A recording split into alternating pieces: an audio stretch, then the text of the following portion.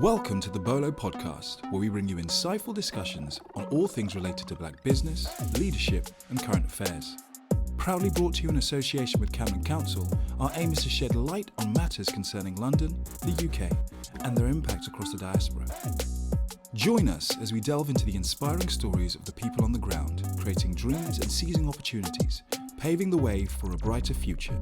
We also engage with decision makers who play a vital role in shaping policies, ensuring a conducive environment for the growth and success of Black business. Thanks for tuning in. Stay connected, stay informed, and together, let's make a difference. Welcome. Hi, I'm Martin Wilson, co-founder of Black Owned London, and I'm just happy to be here. And I'm Alex Omega-Poe, co-founder of Black Owned London, and today I'll allow our guests to introduce themselves, Theo and Lorraine. Afternoon. So my name's Theo-Lee Houston. I'm the founder of Slinger, and it's a tech staffing platform, and we're on a mission to make CVs redundant. So think of us as the Uber for hospitality, but with a new mission to remove CVs because they're inefficient in the whole entire hiring process. And yeah, really pleased to be here and serving London and the hospitality scene. Amazing. Hello, my name's Lorraine Copes. I'm the founder and CEO of a social enterprise called Be Inclusive Hospitality.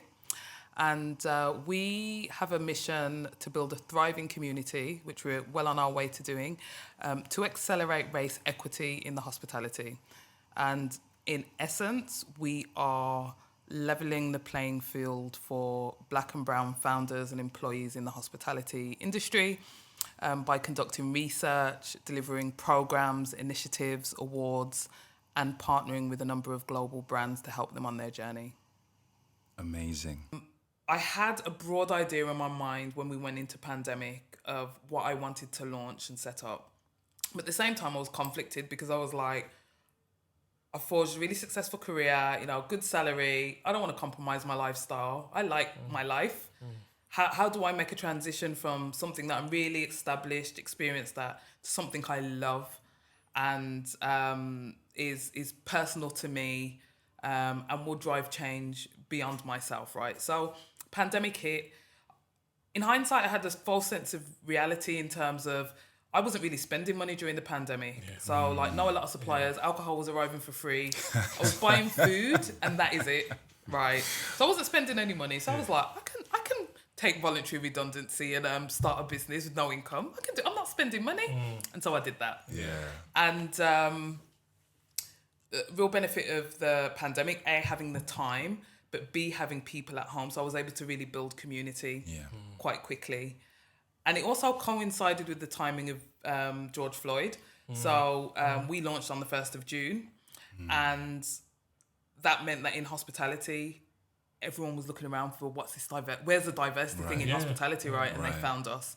So we grew quite quickly on socials and grew our community then to a couple of hundred people, but impactful because we have a lot of members with huge followings and huge influence in the industry.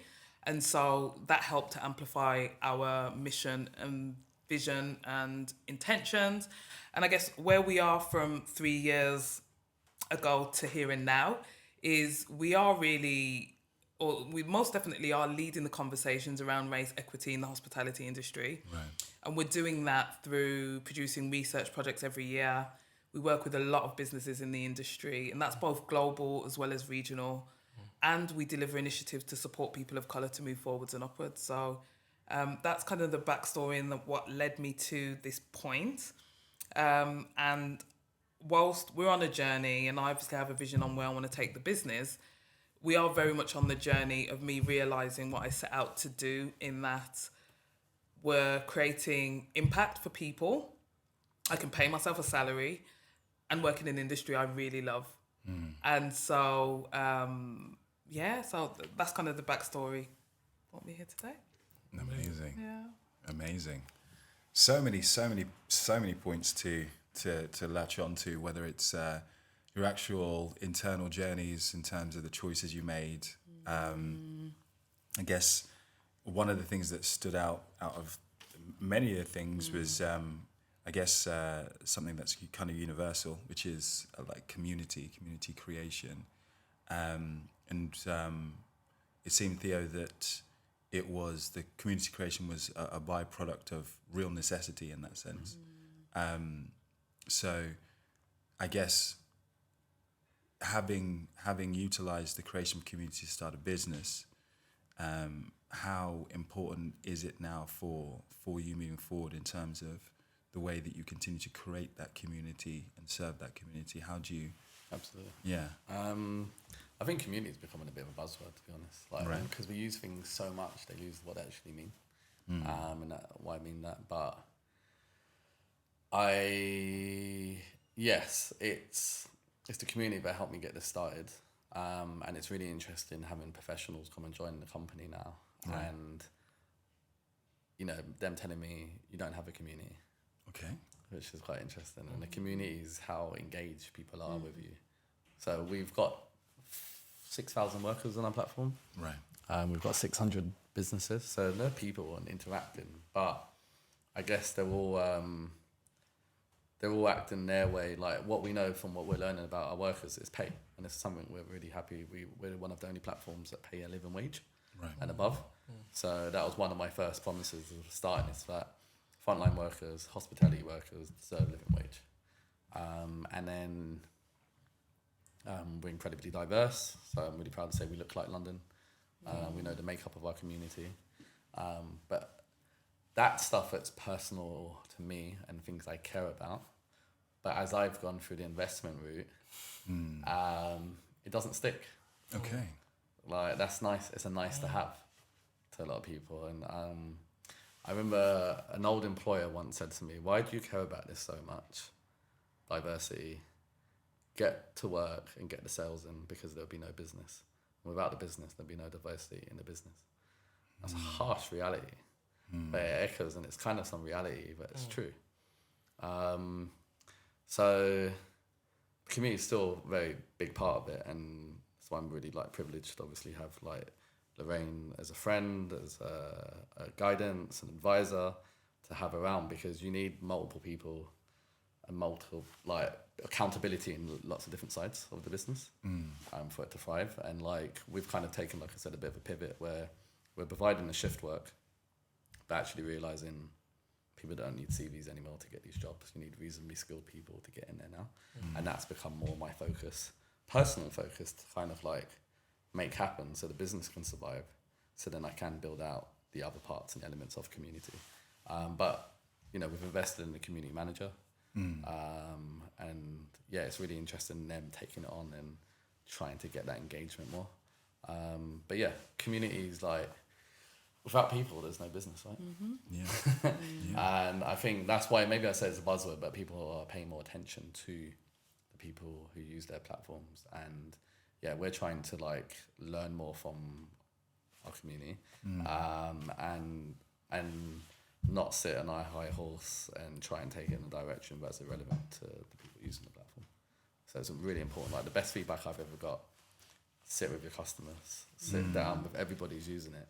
And one big lesson I've learned in business is that everyone wants to become their own boss, but you don't realize when you become a business owner you have more bosses than ever. So I've got 6,000 bosses, workers, 600 businesses who are my bosses, my team. There's so much more expectation, right? But to me, the initial community is my initial team and the people using the platform, and really learning what they want it for and where they want to take it. Fantastic. And your journey also in lockdown was interesting. I definitely came across a lot of your Instagram lives and group discussions. How important was that, and how important does it remain to do that sort of activation now that the world is open again? It's a great question, because so at the beginning of our journey, obviously we're all at home, and it was an opportunity for us to really amplify the voices of people in the industry at all levels, with the business owners, employees, that the broader hospitality industry didn't know existed, right? So we really grew at pace as a result of those sorts of activations. And I remember it was Thursday night takeaway. It was Thursday live at 7 p.m. Then the world opened up. Lorraine had meetings. And obviously, bearing in mind, at the very beginning, it started off as just me, right? Yeah. So that 7 p.m. was no longer feasible. And so what I would say is that community still remains, core. It's our oil, right? In order to grow, to be able to employ people, the community engagement has shifted.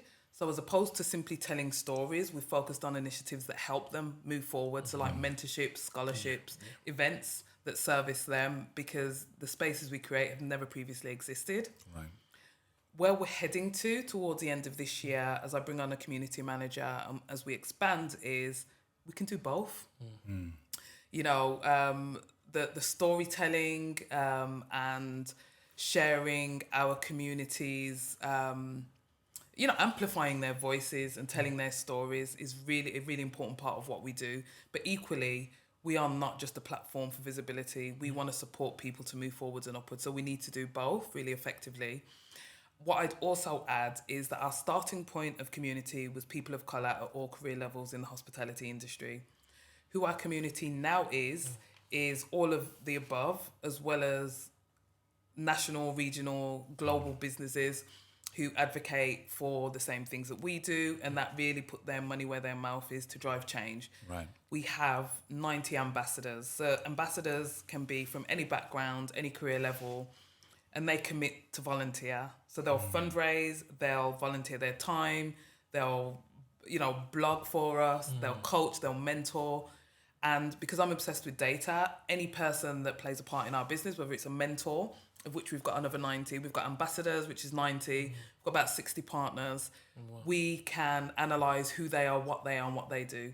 Right. So we know where we have resource. So I'm at a point with this business where we're just itching to get started. We've got loads of assets, we've got all the data, obsessed with feedback, and we chase our members for feedback on everything we do, like consistently. They hate us actually for that reason. but we need to be able to quantify what we're doing, the impact that we're having, right? We're a social enterprise as well. 100%. So I'd say that community is really important. I'm really excited for the future because with the resource that I'm going to bring on board, it's going to be game changing. Like just in terms of the content we're going to produce. It's as well as initiatives. No, obviously. I mean you're already there. You're already there in terms of well, you may obviously there's a vision of where you've got to go, but in terms of the straight up impact, the initial impact that is there and visible, it's already a door. It's already an open pathway to. We're touching the surface of what's possible. Like really are. Like just very, very beginning. I think there's a lot to be said about that because as much as I always say, the term giving people their flowers. You know what I mean? Want to do that all the time. Want to clap for you guys all the time. But I think also within that, it is important to understand how much more there is. Does that make sense? Otherwise, we just clap to each other and be like, hey. No disrespect. It's a bit like people clapping for carers in the lockdown. Yeah. And then when it finished, everyone was like, anyway, so. It's the idea of actually not stopping the momentum, continuing to push on and actually going, okay, you know what? Yes, we're doing well here, but actually, here's what's really possible. Yeah. And then we stop to think, actually, we're doing well, but we can do so much more. You know what I mean? So much more. And it comes from a place of me working in the industry for 20 years, right? I've seen it all. And there are many spaces within the industry that are slowly becoming more inclusive. But I still can't, actually I can name one. I was going to say I still can't name a black CEO in the sector. I can name one. That's not enough, and I think... for how broad the sector is. Absolutely. And I think that there's a real gap and a space to learn more. So the reason why we produce this research is because people are like, hospitality is diverse. It really is. And it technically is. 17% of the industry is diverse, but actually... a lot of the black people are back of house. Exactly. There's kitchen porters. That's not the diversity that represents inclusion or equity. So huge amount of education still to do, and we're going to be producing more reports than one a year. We've got so much data. Amazing. So no, I was going to ask both of you in regards to that data aspect, and I think touching upon something you said earlier with Theo in terms of who are your customers, who are people using the platforms, who are the people you're responding to, who are the people you're working with. I guess it was interesting in that aspect to figure out the diversification aspects within that. So, and then the habits, the consumer habits, the business habits, and what you guys have found in terms of, if you're working, if Slinger's working with, how many black businesses are involved in that? Do you know, in terms of the worker habits, in terms of your actual people who are working for you, who apply to work for you, and where they apply to work with and stuff, that kind of data, that kind of granular, and it just intersectional stuff as well. I wonder if you guys find, because I think you touched upon it, but well, not touched, but you stated it clearly. The diversification doesn't necessarily represent itself properly throughout. Do you know what I mean? But is there something to be said about that in terms of the businesses that interact with yourselves and the consumers that interact with yourselves? Yeah. Does that make sense? Yeah, I think it does. I think there's two answers for me. I think the first is from a community perspective, we understand who our community are. So we know that about 18% are business owners. We know that 25% are chefs. We know representation as far as job roles. Yeah. I also know that like 65-70% of our community are black. And I think it's largely due to seeing me as a black founder, even though we do have different ethnicities in there. But the level of detail that you're talking about, we're not there yet. Because the next evolution for us is moving to a digital platform so that we can really understand the needs of our community and it sit in a central place, but also they can connect with each other. Yes. If you're a chef in Scotland and you want to talk to a chef in Wales, which we have in a community, how can they connect? Right. And at the moment, the community is reliant on us to be that bridge of communication, which is not how we're going to grow beyond the UK, which is the intention. So That makes sense. So yeah, so we're on a journey. We've got some data, but we're not that where makes we sense. need to be. That makes sense.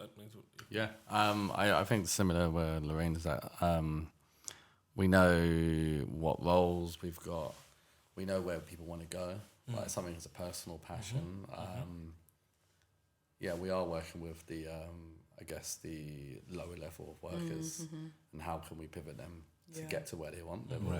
Like hospitality is great, by the way. Like, I think this is another thing I wanted to like get out is that I've made a viable career out of hospitality. Yeah. People don't know that you can. Yes. Yeah. People just see the frontline workers and think that's all there is. Right. But there's back support, there's marketing, there's HR, there's finance, there's logistics. There's all these different areas where you actually can really thrive in. Yeah. And actually, if you've worked in hospitality previously, you have more likely to succeed in those roles because money moves different in hospitality. Marketing's different, everything like that. So it's something I really want to bring a change to people because, for one, we've got such a massive talent shortage in the industry because of Brexit, because of COVID. And it's not like we've not short people in the country. Right. It's more about people aren't interested to get involved in it. And I think it's like people like us to like change that and make it like you can have a viable career inside of it. And it's fun. Like it's a great place to actually be. I'm glad I'm not in banking.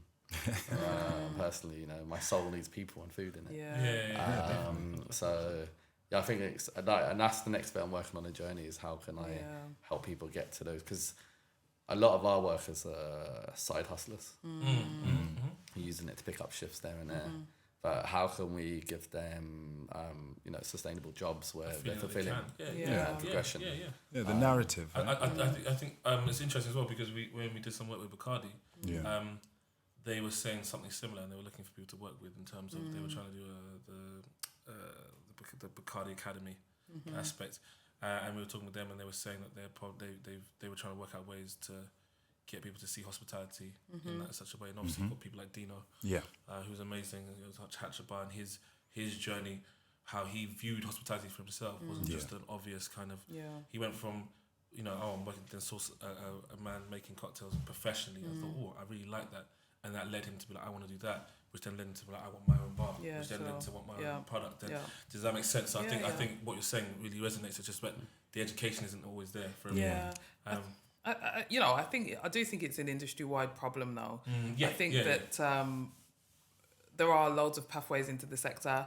I've never worked in operation, but I studied logistics, procurement, and there's that way in. There's multiple routes in. I think that as an industry broadly, even if you think about like TV and programming, it's usually about the superstar chefs, or the bad side of the industry. It never talks about the wine buyer who travels to Champagne to buy champagne, which was me. You know, at one point in my life. Do you know what I mean? Yeah, you don't absolutely. you don't see these people that look like us. Yeah. So I think it's multi-pronged. I think the industry wide has a PR piece to do, but actually within our own communities, and I think that will change with more career role models being visible and accessible, is that not only can you move up, but you can earn a really good salary, a really good salary in hospitality. And but just whilst Theo's talking, and I'm just thinking like, obviously an offline conversation, because, you know, your slingers are who we don't talk to. So when I think about the demographic of our community, it is chefs, it's GMs, it's area managers, we've got some MDs in there, business owners, bar managers, some front of house. But there's something in that, because we do now have a lot of career role models. Say I know a CEO who's a black guy in the industry that most people don't know. I just know him personally, and I've known him through this business, and how we utilize the communities that are already built. Yeah. Do you know what I mean? Totally. Yeah. Like I think the visibility is such a huge part, It really is. and I tried to mimic my community of some other communities that existed. Like I think Counter Talk, to be quite frank, she's awesome about what she's done. Yeah, she has. But they're not the same group of people we're working They're not. with at they're all. very different. Like very different. Just because we're in hospitality doesn't mean it can be like that. Yeah. People, my community haven't got time to come for meetups at 6 p.m. and to 8 p.m. and discuss the industry-wide issues. They're grinding, they're working. Exactly. And that's what I've worked out, and I'm like trying to work out how I can serve them better about what we're doing. And we already know pay is the most important thing. How can we line their pockets with more money ultimately, but provide educational pieces, shed light on more, and obviously we're going to have this conversation further, and we're in the final space where we can actually do some work together. We've been talking about it for ages. Glad to be the bridge, guys. Glad to be the bridge. Try and No, but that's normal. You guys are busy since. but I had to get It's on the investment. table. It's on the table. I was chasing investment, so that took literally like the narrative's 9 months. In reality, it was 2 years. I was gonna say Right. So we're finally there now, and I can, we can do some changes now. Incredible. No, there is a bridge, isn't it, in terms of the narrative. I think that not only in the hospitality industry or across the board, we have journeys within the community about perceptions of careers, the viable careers in itself. And I think these conversations, or what we're looking to do with these conversations, is also open the perspectives of what's possible. Make it visible, make it real, bridge it, which I think is that thing, isn't it? It's understanding. But Theo, you make a fantastic point. It's something that's actually different touch points. Something not irrelevant to this particular. But we had an episode where had a guest talking about postcode wars and just the acknowledgement of things. You have to acknowledge what are these things that potentially stop people from doing something where in perception, like overviewing it, like, it's really easy. I meet people, I'm like obviously a Londoner, and people are like, you actually from London? I'm like, yeah. And they're like, wow, I've been here for 10 years and never met a Londoner. And I'm like, what kind of world are you operating? And and people don't see the other bit of London that exists. And like one of, obviously I hang around a lot of foodies, and they'd be like, didn't you go to Peckham and eat when you were younger? And I was like, Peckham? As an East London boy. It's a great place, by the way. Nothing to them. It's not my postcode. Right. You would never get caught slipping 100%. outside of your 100%. postcode. And I stayed within my Peckham? I'm north. Yeah, I'll never get Peckham, caught there without my parents. Yeah. You went, even Hackney, which is a mile and a half down the road from me. Wow. I wouldn't go to Hackney. Yeah. You can't be seen outside of your postcode. It's very different. 100%. I wouldn't, as a Londoner, I never went. People were like coming south. I was like, south in general. I was like, why? Why would I cross the river? They're like, why not? I'm like, what? I'm like, man, I don't know anyone there. That's not safe for me. And it's not that I'm thinking I'm gonna get but it's just the idea of being in your community was very powerful. And there were certain areas which were a little rougher than others. Do you know what I mean? Hackney being one of them, Peckham being another one of them, and obviously the gentrification that's happened over the years. People now are like, oh yeah, It even happened in my own area. I'm like, do you know what used to happen there? Like, Yeah. do you know? And sometimes we like Peckham. I'm like, and there's telling some people then had to explain to, because I worked in Peckham for like a long time ago. I worked it's past Frank's bar. I don't know if you guys know. It's on the, Frank's bar. So I remember this security guy was telling this other guy who just moved in the area, and he was like, Peckham's great, and he's like, I'll explain to you my first experience of Peckham, and it was horrific. It was like he said that basically he was crossing the road and he witnessed a shooting happen like live in front of his face, and he was at the zebra crossing, and the guy was like, oh, I don't think it's like that now. Anyway, cut long story short, 2 weeks later he got robbed. But I'm not laughing at him. Obviously, I'm not happy that someone got robbed. But it was like this stuff still exists. Yeah, just because you don't come every day. This stuff. Well, you outgrow it. You outgrow. What this is like when you become like 21 plus, that's not your life. You're not in it. Yeah. Like people don't see you anymore. So like I said, it was a task just to get out of the train station and get home. Like I'm not. Any area was the same in London. And like Stratford, I'm from like people would come up to me and try and make a move, and you look at them and I'm like, yo, it's Theo, and they'll be like, oh, hey bro, how are you? I didn't know it was you. Like that's why you're protected within your own community. Exactly. And that world still exists in many ways. You've just outgrown it. And it's still there. And I was watching a program on, I can't remember the name, but it's on a certain TV channel, and it was talking about kids going to prison. Over like something 24 hours in prison or something like that, and these kids were messing around, like seeing someone wearing a Rolex, and going to rob him. Someone absolutely stabbed him. He dies. Turned out the Rolexes were bloody fake. These kids are like, oh, but I've got a lot. I'm at uni studying law, and like I just want to like I really want to tap into that younger generation and just be like. It's idealistic again, but like there's fun things to be doing, and this London is for you because that's what you get growing up with as a city kid. It's not just London; there's other areas in the UK, right? And you grow up and go. So like in East London, we've got Canary Wharf in the distance. We can all see it, but we're like, it's not for us. That's not. We can't do that. And it's such a huge disconnect. In London, with Londoners and how London operates. I think culturally, though, I think that's part of the educative aspect to everything that we've talked about. I think it's I love the talk about being a wine buyer, for instance. I love the idea that because that's something that I'm sure if I talk to a lot of young people, they'd be like, what do you mean? Isn't that just someone just buy that and that's that? And you're like, no, this stuff, there's all these things that exist that you may or may not be into, but you wouldn't know that there's such a plethora of things to be involved in. Really is. And it's not about and like you said there in terms of this isn't for me. Do you know what I mean? It's like you don't even know what's on offer. Do you know what I mean? You're saying the thing you're saying is not for me. Is the one thing you've seen in front of your face. Do you know what I mean? Which you don't understand. And I think we touched upon it with one of the episodes we had a senior prosecutor here, and she was saying that it's a situation where there's that attitude of like oh nah, these people aren't for me. This is if I do this, I'm going against my situation and she's like, this is the problem. There's a cultural misunderstanding, a cultural ignorance. Do you know what I mean? If you like, and which is understandable. Do you know what I mean? To understand that all these things are for you in any way you want them. Do you know what I mean? But just find out they exist. Even find on that literal bottom level. If I don't know something exists, I can't dream it. Seeing is believing. Well, 100%. For sure. And representation is huge because it is. All of other guests, and including you guys, which we should talk about, but is every guest has said the same thing: representation. And I've talked about trailblazers, and I said that it's amazing to have trailblazers, but I want the situation where we don't keep needing trailblazers. I want it to become the norm, if that makes sense.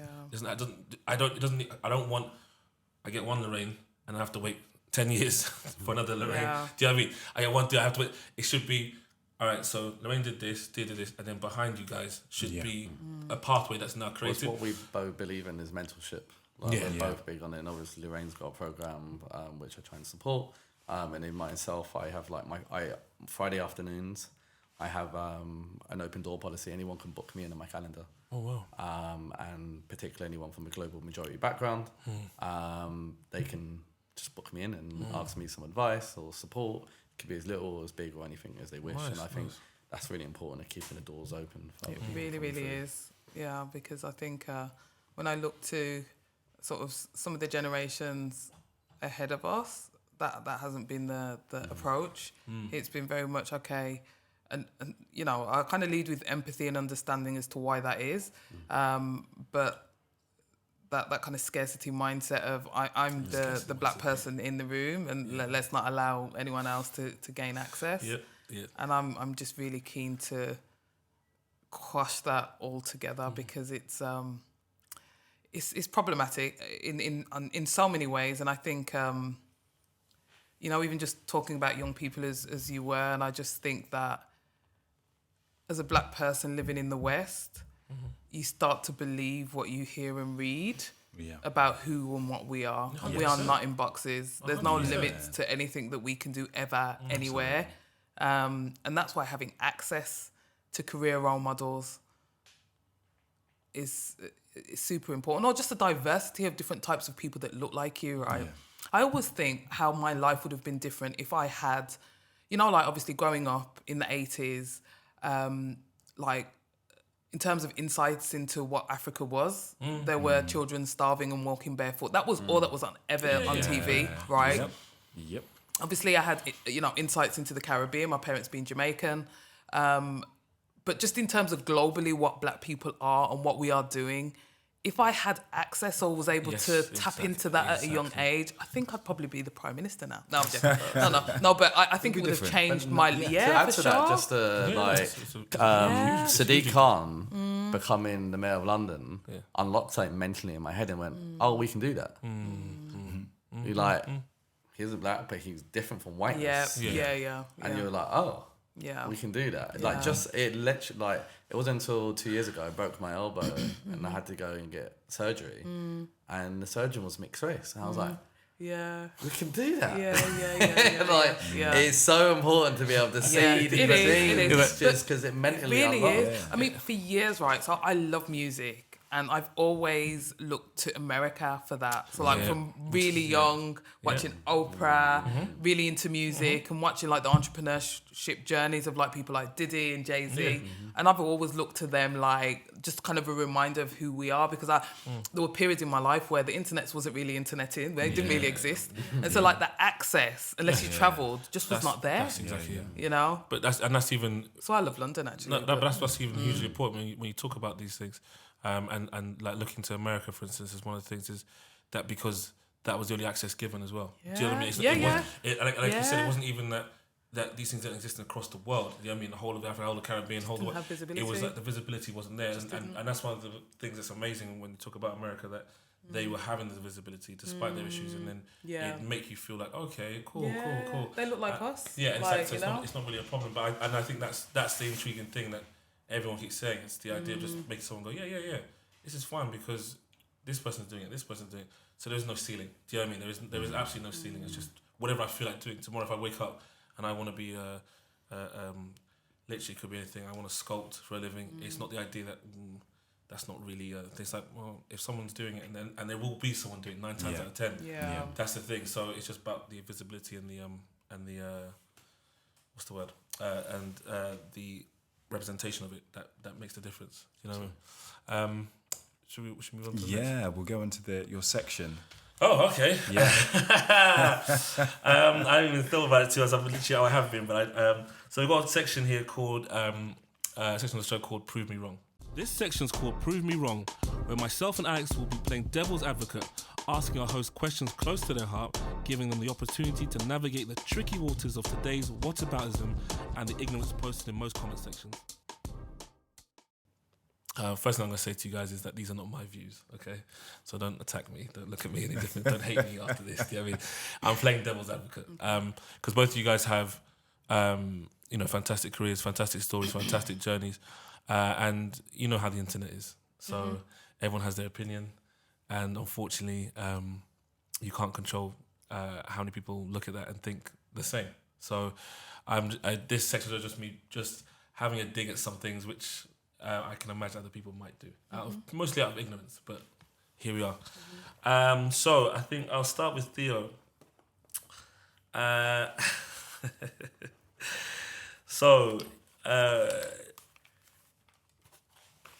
You said that you think CVs are inefficient and they're not necessary. Do you know what I mean?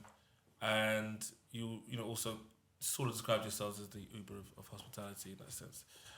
Just with the idea of CVs being inefficient and not necessarily what about those of us and those people who've been using CVs for so many years and have attained so many jobs, and yourself, you used one.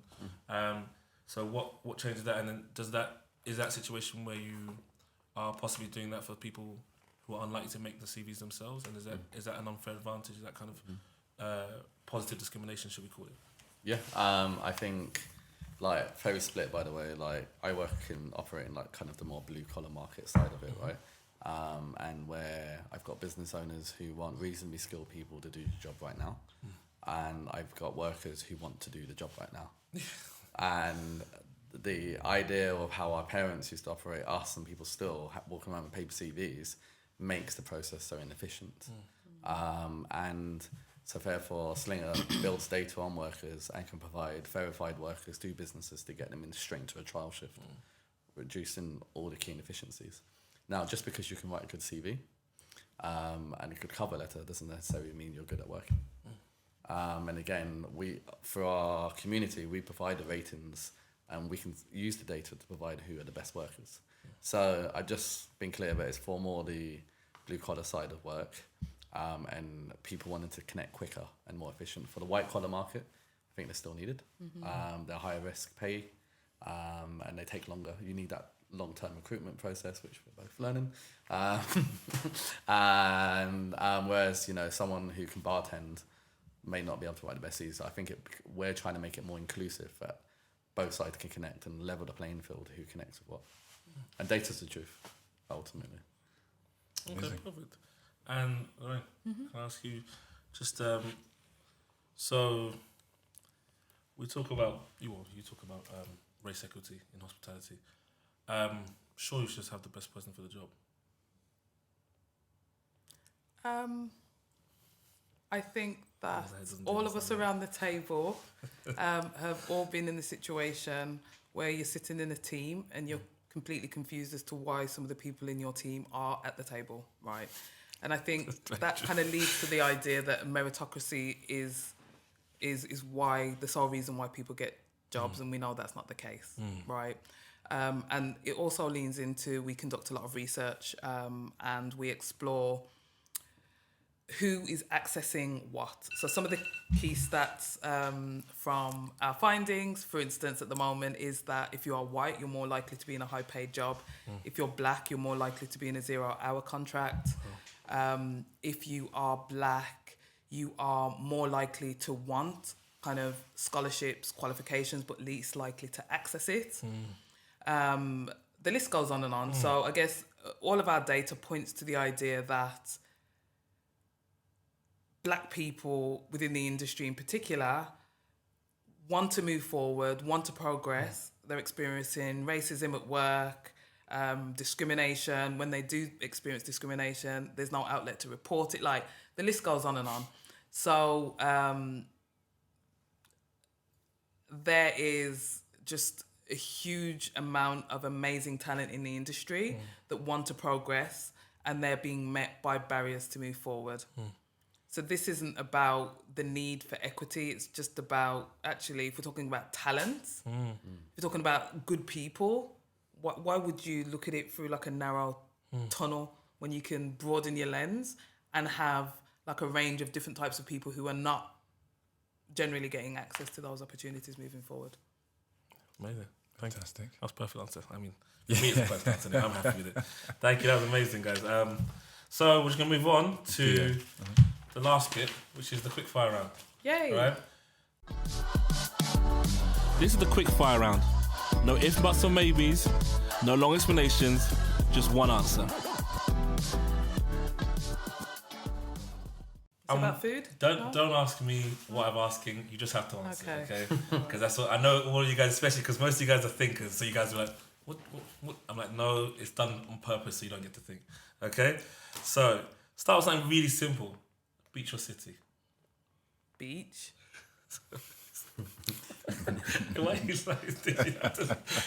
Why would anyone want to stay in the city? Now watch me say city. That's a Londoner accent. Answer, sorry. That's what I loved about it. I was like, what's this? It's like, 9 to 5 or 10 to 6? 10 to 6. 10 to 6. Interesting. Bank or alternative finance? Pardon? Bank or alternative finance? Alternative finance. Alternative finance. Interesting. Okay. Jollof rice or rice and peas? Rice and peas. I knew she's going to do it. Rice and peas. Yeah, we She's know, gonna we do know it. the crowd. We know the crowd. No traitors here. I'm done. Nuclear power or fossil fuels? So, pass. No. It's you can't answer it. It doesn't matter. It's how you feel. Nuclear power can be good. It's up to you guys how you answer this. Whatever he says. Yeah, fossil fuels. Nah. Quality or quantity? Quality. Quality. Youth or experience? I love these ones. You are sweating. I know, it's hilarious. Sweating. For me, it's youth. This one gets a lot of people in terms of everyone feels like... But it's Experience. academia or apprenticeship? Apprenticeship. Academia. Interesting. Private or public? What are we talking about? No. I told you going to ask me. You could ask me. I'll go public. Okay. I don't understand the context. There is no context. It's quick fire. You just got to give me the answer.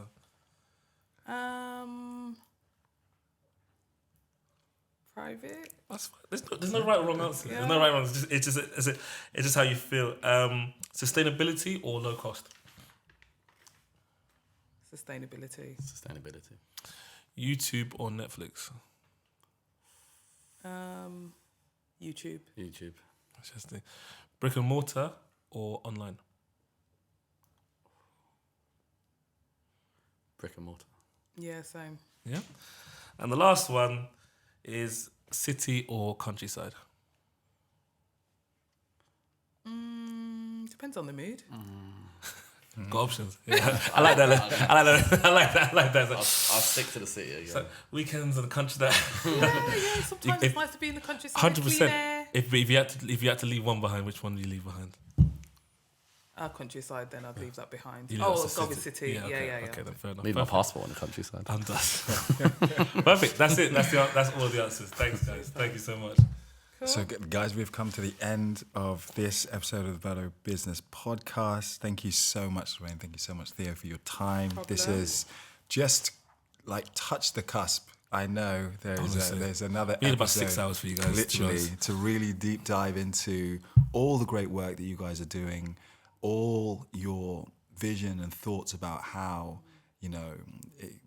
communities can be more inclusive, pathways can be open. But from what you shared, I know it will touch people, it will give people insights into different avenues are available, and also hopefully inspire them to understand that there is more out there for them, and this is their London Theo.